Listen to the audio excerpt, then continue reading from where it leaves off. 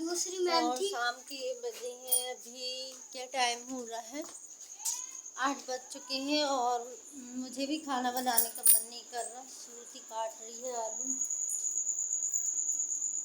और ये शरारती लेके आया है फ्रूटी।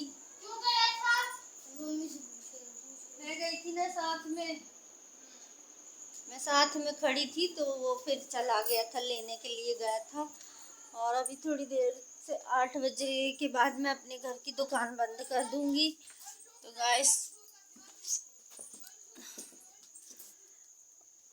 मैं ज़्यादा ब्लॉगिंग तो नहीं कर पाती, ज़्यादा वीडियोस नहीं बना पाती हूँ, क्योंकि ये मेरी ससुराल है और यहाँ पे मैं ज़्यादा घूमती नहीं हूँ, घर ही में रहती हूँ।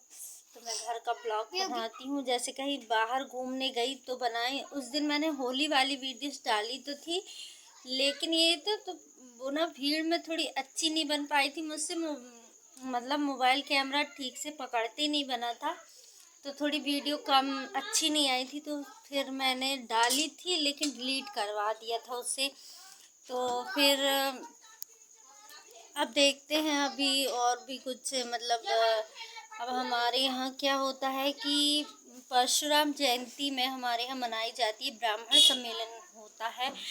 तो उसमें क्या करते हैं, बच्चों का जो ब्राह्मणों के बच्चे होते पंडितों की, उनका जनेऊ संस्कार होता है और मतलब हर जगह से पंडित आते हैं सभी, तो उन लोगों का सम्मेलन होता है। तो सम्मेलन में ये भी होता है कि अगर जिसके बच्चे हैं तो उनकी शादी ब्याह के बारे में मतलब मेल जोल और वो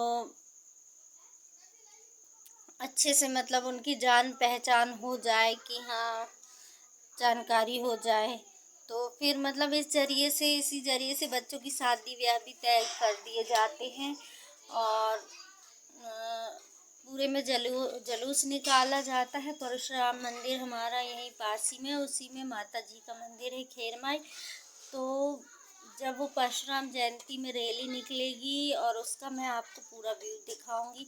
अभी तो नवरात्रि है, नवरात्रि में हम रोज़ जल चढ़ाने जाते हैं सुबह उठ के, सारी मतलब पूरे गांव की लेडीज है। हम लोग जो है गांव पे रहते हैं तो हम लोगों को ज़्यादा निकलने को तो देते हैं, लेकिन हम लोग थोड़ी सा क्या कायदा मर्यादा अपने आप से रखते हैं। और थोड़ी जो हमारे ससुर हैं सास हैं, उनका थोड़ी कायदा मर्यादा रखना पड़ता है कि अगर हम ऐसे घूमेंगे तो लोग कहेंगे कि देखो उनकी बहू ऐसा वैसा ऐसा बोलते हैं। और क्या कहते हैं, हम मेरे जो ससुर थे वो गायत्री मंदिर की पूजा करते थे, हम गायत्री परिवार से हैं। और अब ससुर जी नहीं हैं तो हमारे यहाँ जो मैं उन्हें पंडित जी कहती हूँ, उनका नाम नहीं लेती हूँ, तिवारी जी कहती हूँ या तो पंडित जी कहती हूँ या तो महाराज बोलती हूँ। बच्चे तो यहाँ तक मजाक में हम अपने पापा का नाम ना लेके महाराज बोल देते हैं, और मैं भी कभी कभी उनको गुरुजी बोल देती, मतलब हंसाने के चक्कर में हम लोग लगे रहते हैं। तो इस नाम से हम लोग उनको बुलाते हैं। तो वो वहाँ की पूजा करते हैं 9 दिन में तो बहुत अच्छा लगता है। मतलब वो माता की स्थापना होती है तो 9 दिन का पाठ करते हैं वो, और उपवास भी रखते हैं, व्रत भी रखते। मुझे व्रत नहीं रखने देते हैं, कहते हैं कि तुम सबकी सेवा करते हो उतना ही बहुत है। और वैसे मैं 2-2:30 बजे तक तो भूखी रह, कहती तुम वैसे ही पतली हो दुबली हो, रहने दो तुमको, तुम उपास न रहो, तुम काम करती रहती हो, थक जाओगी। गाइस एक आवाज सुनिए। अरे रहने दो, फालतू फालतू चीज़ें मत दिखाया करो। गाइस देख लो, एक आवाज़ सुन। अब ये रात के समय है और ये ना बच्चों के साथ खेलता है और फिर यहाँ लगता है वहाँ लगता है, तो फिर मेरे को बहुत वो होता है कि नहीं उसे लग गया, लेकिन वो उस चीज़ को समझता नहीं है।